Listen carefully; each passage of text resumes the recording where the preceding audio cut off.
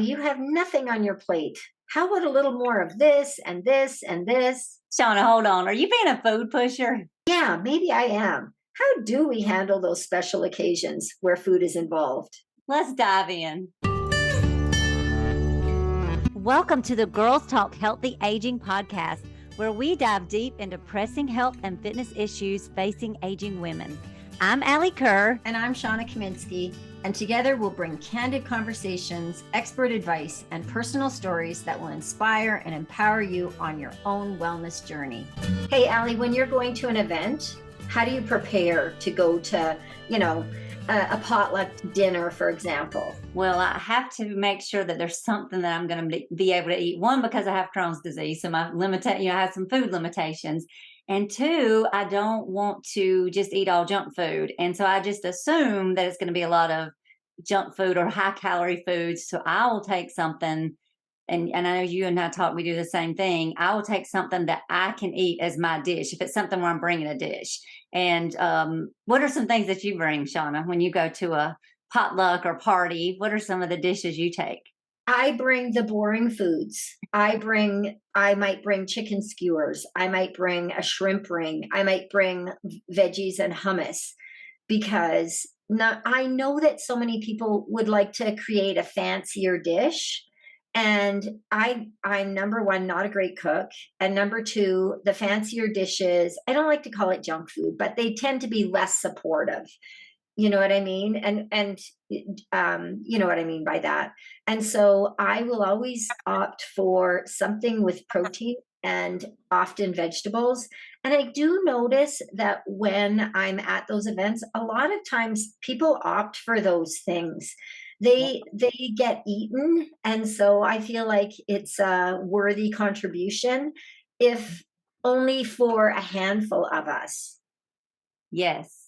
And I find the same, because I'm looking for protein, or I'll eat before I go to an event. That's another thing that I will do, depending if it's not something where I'm going to get to bring a dish. So I don't get to contribute what I want to make sure that I have something, then I will eat before I go, especially if I know that there's not going to be lean proteins available, or if I'm pretty suspicious that those are not going to be available.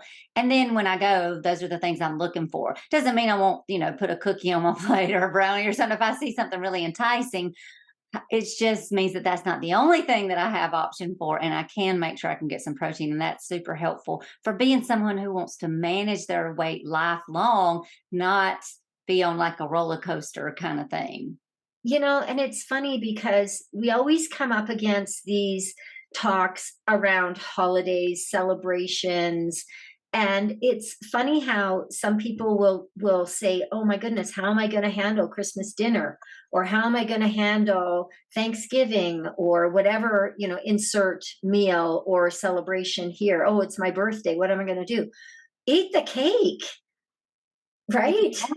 I mean, if you want it and it serves you well to do that occasionally, then eat the cake, or don't eat the cake. Like, I think there's no rule that says you have to have cake on your birthday, but then there's no rule if you're doing well the rest of the time and you're on a healthy lifestyle journey and you're in a routine and you are making sure that you're getting lean protein and you're getting veggies and you're getting those things in your diet on the regular, that piece of cake for your birthday is going to be fun. Yeah, yes. I think the point is that, you and I were speaking about this earlier, that some people may martyr themselves to say, over Christmas, I'm not going to have XYZ, or I'm not going to have the cake on my birthday. I'm not going to have whatever guilty pleasure it is on that certain occasion. And we both agreed that if you would like to have those things on that special occasion, you should indulge, or you could indulge. There's no shoulds, but you could. But the better play is to not have those things on the regular. Yes. The other days of the year. Yes. And that's where people get into trouble, is that we are thinking that this is a huge, like, I saw a Facebook post of someone who's wanting to lose and get kind of to that last little few pounds, and they want to hit this goal, and we're, very goal driven and very weight driven. And so they were going to give up all of these things on the celebration day to make sure that they could get to that goal. But then what? What are you going to do the day after? What are you going to do the week after? What are we doing year round? And so when I see those that type of comment or that type of just mindset of I am I've got to get to this weight goal. And so I'm going to give up these things on my birthday or Christmas or whatever. Then what? I mean, I just ask, what is the plan? If you are loving those foods so much and you consider them so yummy, that means to me, one of the things it says to me is your taste buds are probably attuned to those kind of foods. You probably have a lifelong experience of eating that way on the regular. And that's what's going to catch up to us. Not, oh, it was my birthday and I had a piece of cake. That's not going to, and then I eat really well the rest of the time. And one of the lies that we tell ourselves is that if someone is maintaining their weight, well, it's just, they eat what they want. They don't have to worry about this. I have to worry about the cake and eating that, and it's just going to go straight to my hips. But Shawna, you don't have to worry about that. Is that how is that one of the lies? Do you see that we tell ourselves? Absolutely. Because people that are lean and fit, it has not happened by accident, especially as we age. Yes, there is some genetic predisposition to maybe a leaner physique, but more than likely, the person that's living in a leaner body has a lifestyle that is supporting that physique. And like I said, yes, there could be some genetics playing into it, but genetics don't account for as much as lifestyle does. So, you can thank your parents to a certain extent, but this is a liberating thing, because if you come from, very sturdy stock, maybe obesity is part of your genetic makeup. It's not a life sentence that you are going to be obese just because you come from obesity. Just like if your parents were super lean, doesn't mean that you're going to be super lean either. You may start off that way, but it's your lifestyle habits that are going to, tell where you're going to land over time. Yeah. Yeah. And, I've worked with clients of all different shapes, sizes, ages, and I know you do as well. And one of the big lies that I see from some of my bigger clients that are, like I would say, in the 100-pound plus club is, they, and I, even ladies that are not in the 100-pound plus club, I hear this from them. I don't eat much. I don't know why I've got all this extra weight on me because I don't eat much.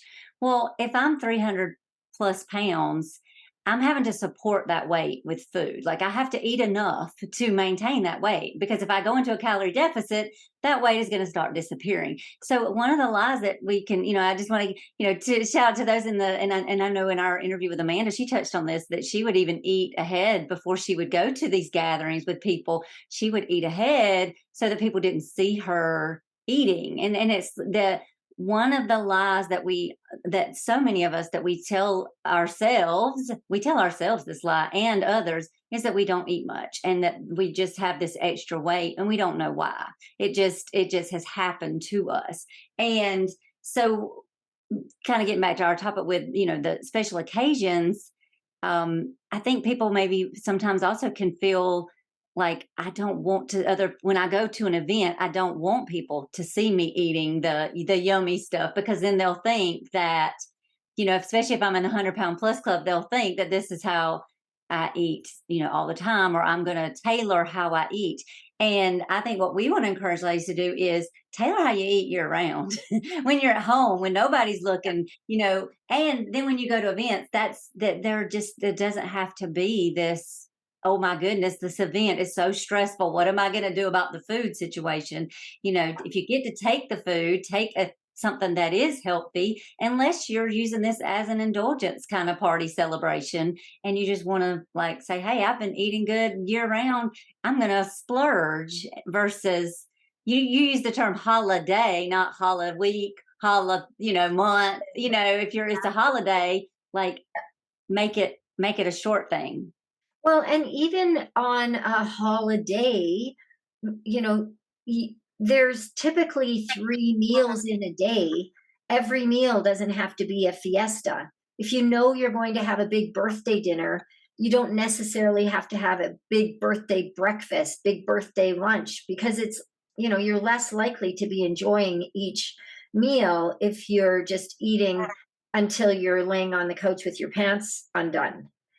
Food And drunk, as like Amanda. yeah, food drunk, exactly. And so I often, this was something that we talked about in my nutrition accountability group in terms of like, how are we going to be preparing for the holiday season, for Thanksgiving, for big events coming up?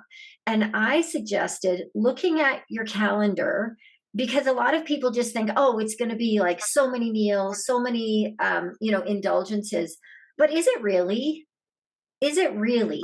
Like, No. plot on your calendar how many meals are going to be like out of your control.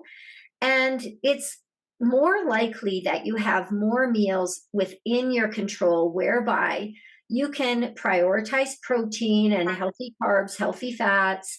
You don't have to, you're not going to be at a smorgasbord where the food is just going to be piling up on your plate. You have some autonomy in terms of how much you're going to eat. And then if, say, let's look at Christmas, let's say between Christmas and New Year's, there might be 3 or 4 meals that are a little bit not in your control.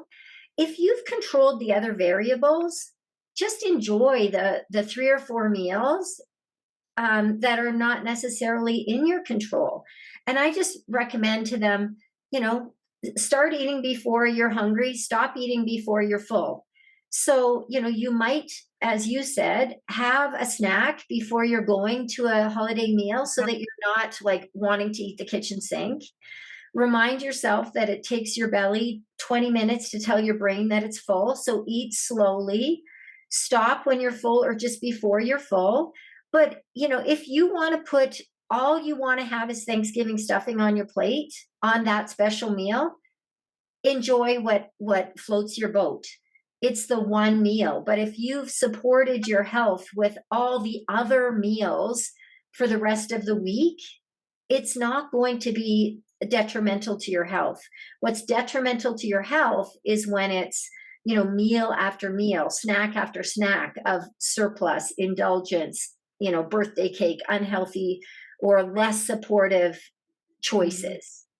Yeah, and I would say, and that is true, except when you do have maybe a food addiction. Some people, they can't do the one time, like they can't have that piece of cake because that's going to lead them down a road that's going to be to a whole cake or to 2 cakes. And I know for me, I have to, like certain foods will aggravate my Crohn's, and I just can't just have just one, And in those cases, one of the things that I've had clients deal with, and I know that you have had clients deal with this, is pressure from people around you. You call them food pushers. So tell us what a food pusher is, Shawna, and we got to talk about how to handle that. Well, everybody has a food pusher, because the fact is that food is not just nourishment. It's not just fuel. Food is often, somebody's love language. So if someone makes you dinner and you don't eat it, the person may think, well, you don't love them. So there's so much emotion locked up in food. So there's, this was a great topic we discussed in it with my group in terms of like, how do we handle when food pushers because it's very delicate and it's very cultural, because I had a Middle Eastern woman who deals with this all the time. Italians, Greeks, these were my clients that chimed in that said, wow, this is a huge issue for me. And so I shared what some of my tactics are in terms of dealing with food pushers. And one of them is to say, oh, thank you, but right now I'm stuffed. Because when you say a feeling, they can't argue that you're stuffed. So I would say, I'm stuffed and eating more will make me uncomfortable. But then I'll go to the second strategy for me, which would be stalling, to say, oh, maybe I'll just try that in a little bit when I'm less full. So I'll do the I'm stuffed and then I'll stall, and then hopefully attention will be taken off in that area. For me, so that, I don't have to eat more. And the funny thing is that women in particular are so much more willing to be uncomfortable than to make somebody else uncomfortable. Mm. And a lot of times, if you react and like set boundaries with kindness, being calm and kind, and in saying, I really can't eat another bite. I'm so full. It was so delicious. Thank you very much. Somebody might feel uncomfortable, but is that, I don't want to say is that my problem, but it's like, Yeah. do I need to be uncomfortably full just so that that person feels better? Like, Yeah, what's wrong with that? What's wrong with this picture? Yeah. I find that happens quite a bit, that women are more than willing to get uncomfortable so that they don't make somebody else uncomfortable. And Yeah. sometimes that's a question you have to ask yourself in terms of like, can I say no without devastating this person? Can I show them love in another way? Then I didn't eat the cake, but I still love you anyway. Yeah, yeah. Yeah, and so many times we don't want to feel like the outcast. We don't want to be the weirdo. We don't want to be the big B. I'm doing air quotes, the big B. Y'all know what that means. We don't want to come across a certain way, and so we just comply or go along with, even though we don't want to, when we don't want to at times. So that and sometimes with food pushers, you can you can definitely start with the tactics that Shawna recommends, and if those don't work, by golly, sometimes you just have to get a little you have to kind of go to another level and just be like, no, like, no, I'm good. Really. I'm good. I don't want anything else. And and just One leave of, it at that. one of my clients said, well, I'm lucky because I'm celiac. And so I will just say, I can't eat that because it will make me unwell. So Yep. first of all, I said, wow, that's a great way of positioning celiac disease or Crohn's Yep. disease. But Absolutely. and I would also say, that particular food doesn't agree with me, so it Yep. really upsets my stomach, which would also be the truth and would hopefully be not deemed as rude. But again, do I need to make myself sick for the sake of somebody else's feelings? But speaking your truth, just saying Mhm. it doesn't agree with you is also another tactic. Yeah, I will definitely play that Crohn's card. I'm like, and I've told my husband this. I'm like, look, if I got to deal with this crazy disease, I'm gonna get something out of it every now and then. So, when I go to a hotel, I'll ask for a fridge and a microwave. If they tell me, oh, we don't have, I said, well, I have a medical condition and I have to have that. And so I pull that card and I use it. And same thing into that sense of, if somebody's trying to food push on you, you can also, even if you don't have like a diagnosis, you can always pull the I don't feel good. I don't feel well. Oh, Something's just yeah, not settling with me. or And that people are going to back away. They're going to be, oh, she doesn't feel well. She's probably got the plague or something. They won't, they might leave you alone. yeah, I will just, and the truth is, like, I know for me, some foods will not sit well in my belly. So Mhm. that's the Yep. truth. That's a true thing. The Yeah. other thing is, like, often just like a distraction or changing the subject can be helpful. And this is especially important, I think, when people tend to think that if you say, "Oh, you've lost weight," that could be a compliment, and people are well-meaning. But Alli, when you're deep in a Crohn's flare up and you're losing weight, you don't want to.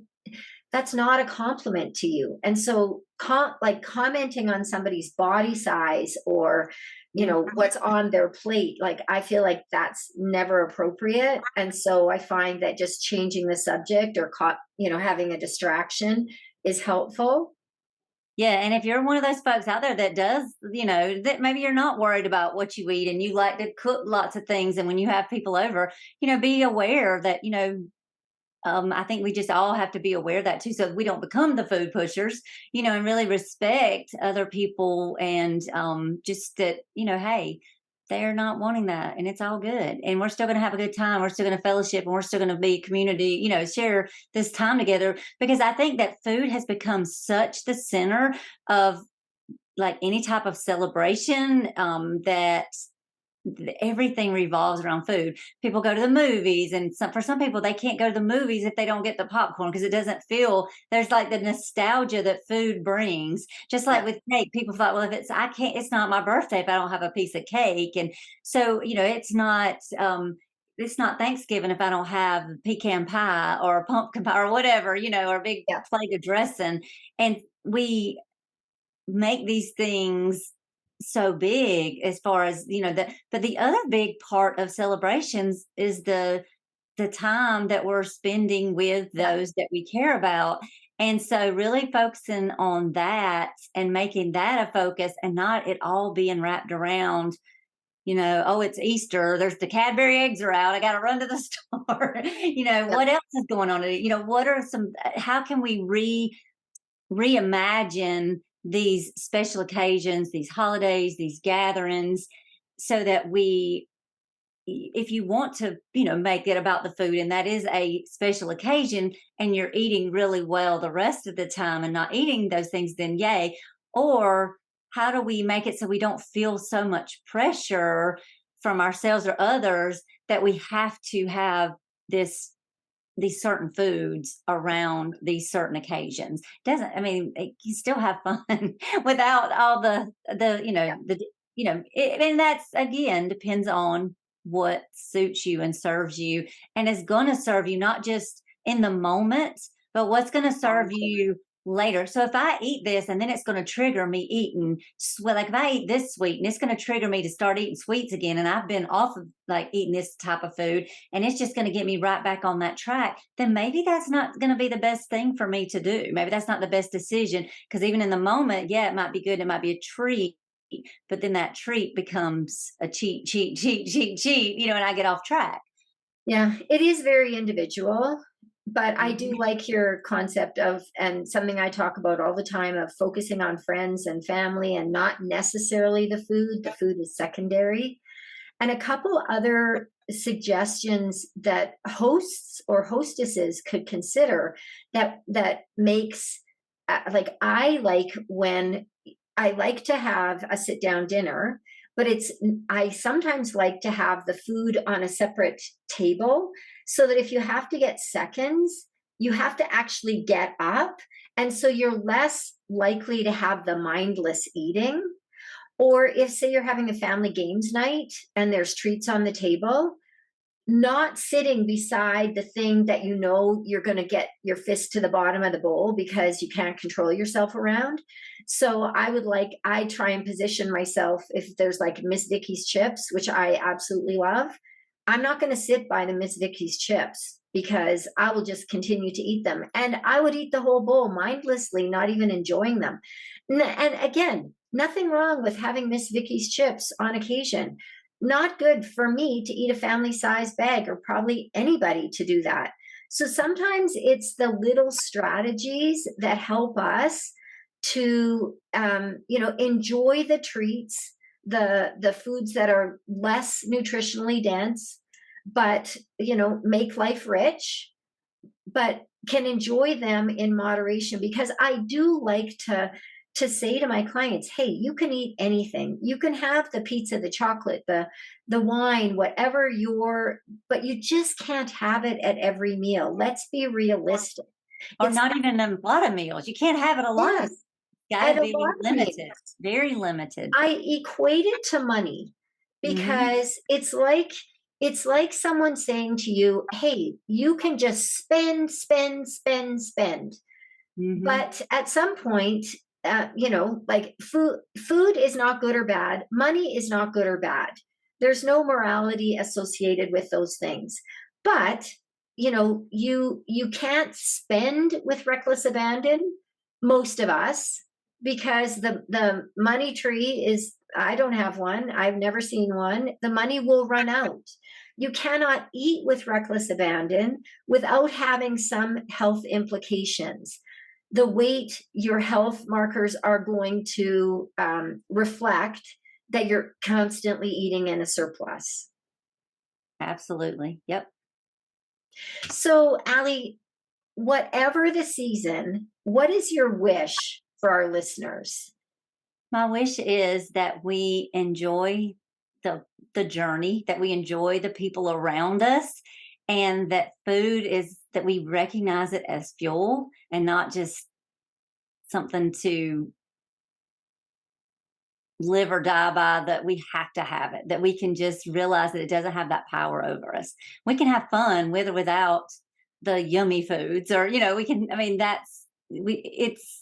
there's more to it than that. So my wish is that we just recognize that there's more to these celebrations than food. Yeah.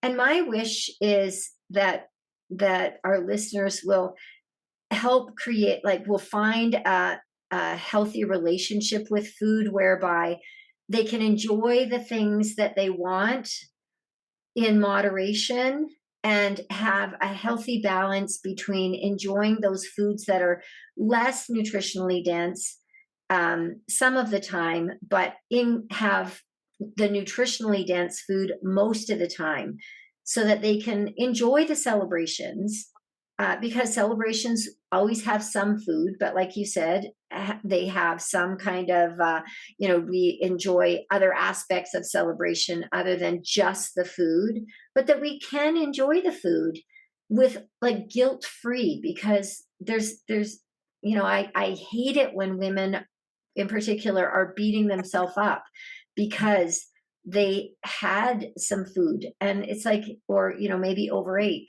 The good news about eating is, as long as you're living, there's always a do-over. So if you didn't do really well with your nutritional choices yesterday or at the previous meal, just make the next meal or snack more healthful and make it count. Thanks for listening. You'll find me, Alli, on Instagram at Alli Kerr Fitness. And you'll find me, Shawna, on Instagram at Shawna Kaminski. Feel free to pop us a DM with questions and or feedback. If you're enjoying the Girls Talk Healthy Aging podcast, please subscribe and share it with other health-minded women. Ratings and reviews are also much appreciated and help us get our message out to a larger audience. Until next time, be healthy and be happy.